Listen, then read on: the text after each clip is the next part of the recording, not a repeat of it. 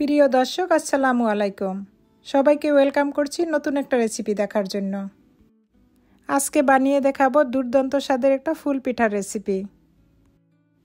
সামান্য কিছু উপকরণ দিয়ে এত সুন্দর পিঠা বানানো যায়, না দেখলে বিশ্বাস করবেন না। এই পিঠাটা বিয়েবাড়ির অনুষ্ঠানেও বানিয়ে নিতে পারবেন, অথবা গায়ে হলুদের ডালা সাজিয়েও এই পিঠাটা পরিবেশন করতে পারবেন। কোনো রকম ঝামেলা ছাড়াই এই মুচমুচে রসালো পিঠাটা বানিয়ে নিতে পারবেন, তবে খেতে হয় খুব সুস্বাদু। তাহলে চলুন এই পিঠাটা বানাতে আমাদের কি কি লাগবে দেখে নেওয়া যাক।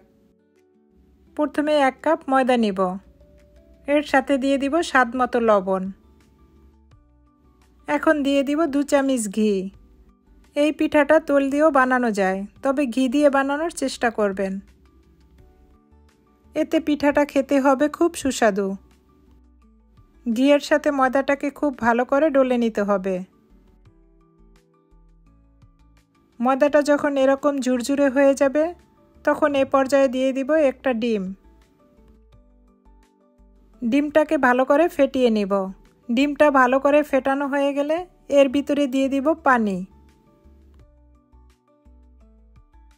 পানির পরিবর্তে দুধ দিয়েও এই ডোটাকে তৈরি করে নিতে পারবেন, তবে দুধ দিয়ে এই পিঠাটা তৈরি করে নিলে পিঠাটা খেতে আরও বেশি টেস্টি হয়।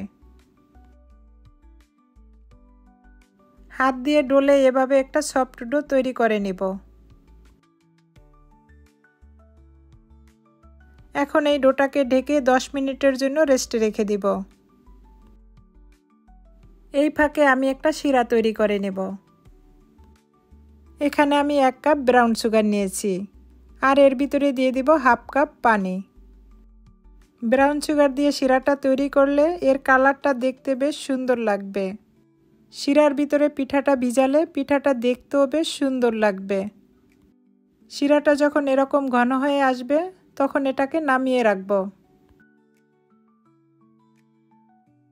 এখন আমি পিঠাটা বানিয়ে দেখাবো। ডোটাকে আরেকটু ভালো করে ডলে নেব। এখান থেকে অর্ধেকটা ডো নিয়ে আবারও একটু ডলে নেব। এই পিঠাটা বানানোর জন্য প্রথমে আমাদের একটা রুটি বানিয়ে নিতে হবে।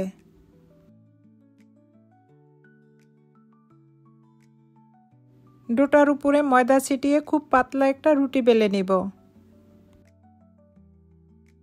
এই রুটিটা যতটা সম্ভব পাতলা করে বেলে নিতে হবে। এই রুটিটা যতটা পাতলা করে বেলা হবে, পিঠাটাও ততটা মুচমুচে হবে। উপরে একটু বেশি করে ময়দা ছিটিয়ে রুটিটা বেলে নিতে হবে। আপনারা দেখেই বুঝতে পারছেন এই রুটিটা কীরকম পাতলা রেখেছি। এই পিঠাটা বানানোর জন্য রুটিটা কেটে নিতে হবে। রুটিটা কাটার জন্য আগেই আমি একটা কাগজ কেটে নিয়েছি। যাদের কাছে কুকি কাটার আছে, তারা এই কুকি কাটার দিয়ে পিঠাটা কেটে নিতে পারবেন। যেহেতু আমার কাছে এই মাপের কোনো কুকি কাটার নেই, সেই জন্য আমি একটা আগেই কাগজ কেটে নিয়েছি। এই মাপে আমি প্রতিটা রুটি কেটে নিব। প্রথমে আমি একটা স্কেলের মাপ দিয়ে পুরো রুটিটাকে কেটে নিব। তাহলে কাজটা আরও বেশি সহজ হয়ে যাবে। এভাবে কেটে নিলে সময়টাও খুব কম লাগবে।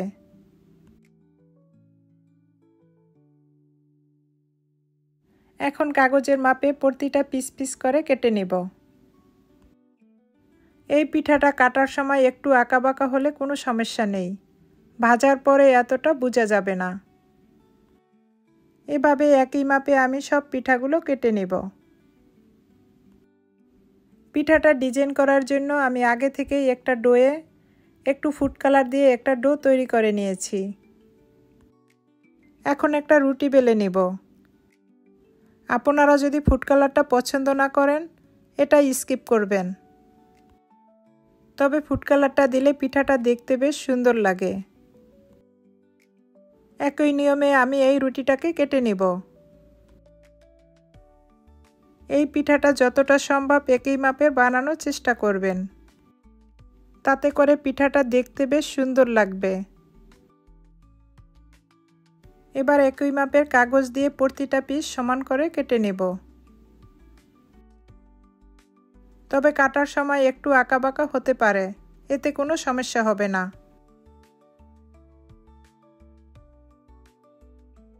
একই পদ্ধতিতে আমি সব পিঠাগুলো কেটে নিয়েছি।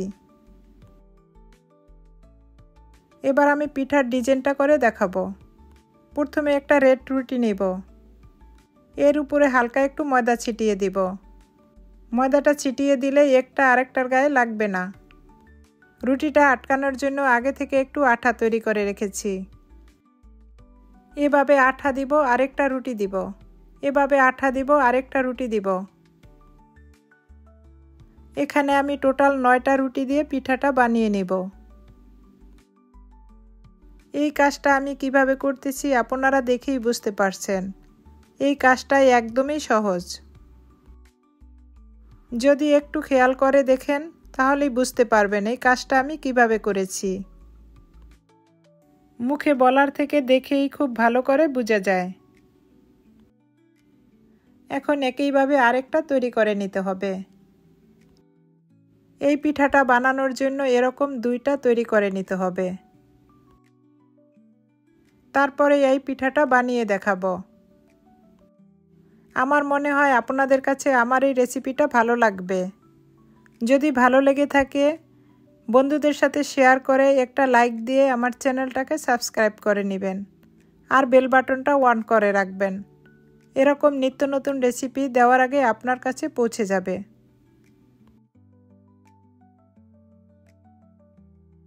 এখন একইভাবে আমি 2টা বানিয়ে নিয়েছি। এখন আমি পিঠার ডিজাইনটা করে দেখাবো। এভাবে হাত দিয়ে চাপ দিয়ে রুটিটাকে একটু ভালো করে বসিয়ে দিব। এখন রুটিটার অর্ধেকটা মাঝ বরাবর কেটে নিব। দোনোটা রুটির এই মাঝখান থেকে এভাবে কেটে নিব। এখন দোনোটার মাঝখানে এভাবে আঠা লাগিয়ে দিব। আমি এই কাজটা কিভাবে করছি খুব খেয়াল করে দেখবেন। একটু ভুল করলেই আপনার পিঠার ডিজাইনটা নষ্ট হয়ে যাবে। এখন এভাবে একটার মাঝখানে আরেকটা পাপড়ি এভাবে বসিয়ে দিব। আমি এই কাজটা কিভাবে করেছি নিশ্চয়ই দেখেই বুঝতে পারছেন। এভাবে একটা পাপড়ি আরেকটা পাপড়ির উপরে বসিয়ে দিয়ে মুখটাকে ভালো করে আটকিয়ে দিব। এভাবে আমি সব পিঠাগুলো বানিয়ে ভেজে দেখাবো। তেলটা যখন হালকা গরম হয়ে আসবে তখন পিঠাটা দিয়ে দিব। এখন একটা চামিচের সাহায্যে এভাবে নেড়েচেড়ে দিলে পিঠাটার পাপড়িগুলো খুলে আসবে। এই পিঠাটা একটু সময় নিয়ে লো হিটে ভেজে নিতে হবে। আর এই পিঠাটা যতটা সময় নিয়ে ভাজা হবে পিঠাটা দেখতেও ততটা সুন্দর হবে। এভাবে উল্টিয়ে পাল্টিয়ে পিঠাটা ভেজে নিব। সুন্দর একটা কালার আসলে পিঠাটা তুলে নিব। দেখুন আমার পিঠাটা কতটা সুন্দর হয়েছে। একই নিয়মে আমি আরও একটা পিঠা ভেজে দেখাবো। একটা কাঁটা চামিচের সাহায্যে প্রথমে পাপড়িগুলোকে এভাবে নেড়েচেড়ে দিতে হবে। তাহলে পাপড়িগুলো খুব সুন্দরভাবে ফুটে উঠবে। এভাবে নেড়েচেড়ে উল্টিয়ে পাল্টিয়ে পিঠাটাকে ভেজে নিব। সুন্দর একটা কালার আসলে পিঠাটা তুলে ফেলব। দেখুন পিঠাটা দেখতে কতটা সুন্দর হয়েছে। এখন এই পিঠাগুলোকে আমি শিরায় ভিজিয়ে দেখাবো। শিরার ভিতরে একবার উল্টিয়ে পাল্টিয়ে পিঠাটাকে তুলে নিব।